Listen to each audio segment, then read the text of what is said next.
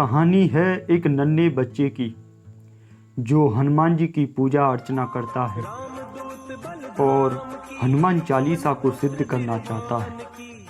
यह नन्हा सा बच्चा साधु रूप में हिमालय की तरफ चल पड़ता है, जैसे कि अक्सर वहाँ साधु संत ध्यान में जाया करते हैं।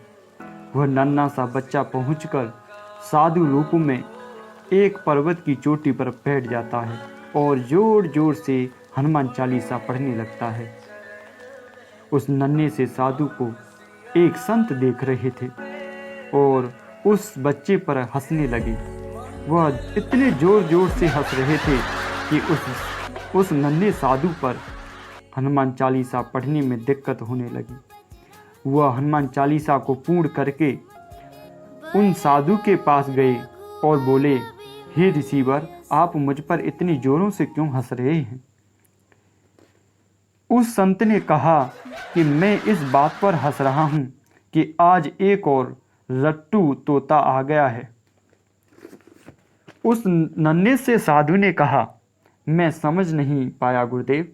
उस संत ने कहा, आप उस चोटी को देखो, हर 200 मीटर की दूरी पर एक रट्टू तोता बैठा हुआ है जो इन चोटियों को दूषण से परेशान कर रहा है और उनमें आज आप बढ़ गए हैं। इस बात पर हंस रहा हूँ। उस नन्हे से साधु ने कहा, गुरुदेव, मुझसे क्या त्रुटि हुई है? मैं क्या गलती कर रहा हूँ? आप मुझे बताएं, मुझे क्या करना चाहिए? गुरुदेव ने कहा, आपने जो पहली पंक्ति बोली वह क्या थी? उस बच्चे ने कहा, श्री गुरु चरण सरोज रज निजमन मुकुर सुधार। गुरुदेव ने कहा, श्री गुरु यानी कि जो आपने दीक्षा गुरु बनाई हैं।